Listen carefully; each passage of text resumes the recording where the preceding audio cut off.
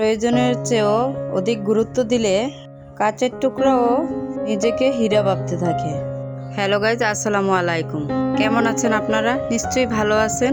আমিও আপনাদের দোয়ায় আল্লাহর রহমতে ভালো আছি। ভিডিও শুরুতে প্রাকৃতিক দৃশ্যটা কেমন হয়েছে কমেন্ট করে জানাবেন। আমার ব্লগটি যদি আপনাদের ভালো লাগে, যদি ফেসবুক থেকে দেখেন ফলো দিয়ে পাশে থাকবেন, আর ইউটিউব থেকে দেখলে সাবস্ক্রাইব করবেন। একটা লাইক দিয়ে আমার ভিডিওটি কন্টিনিউ করার সুযোগ করে দিবেন। আপনার একটি মূল্যবান লাইকই পারে আমার এই ভিডিওটি আরও নতুন নতুন বন্ধুর কাছে পৌঁছাতে। তাহলে প্লিজ একটা লাইক দিবেন। আমার বাসার সামনে তো রাস্তার সামনে বলতেছে সেলাই সেলাই, শুনেই তো ডাক।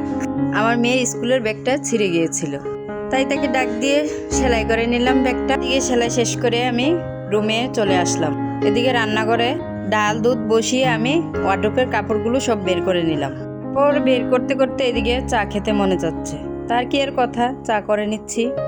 কারণ আজকে সকালবেলা নাস্তার পরে চা আমি খাইনি, তাই সকালের মিসিংটাকে একদম পূরণ করে নিচ্ছি। আর এদিকে দিন এই খারাপ হয়ে আসে, এই আবার রৌদ্র। দিন খারাপ দেখে তো দৌড়ে ছাদে, কারণ ওখানে আমার অনেকগুলো কাপড় দেওয়া।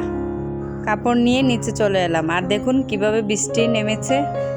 এদিকে বৃষ্টি অনুভব করতেছি আর কাপড়গুলো ভাঁজ করে নিয়েছি। তো কেমন হয়েছে বাস আমার।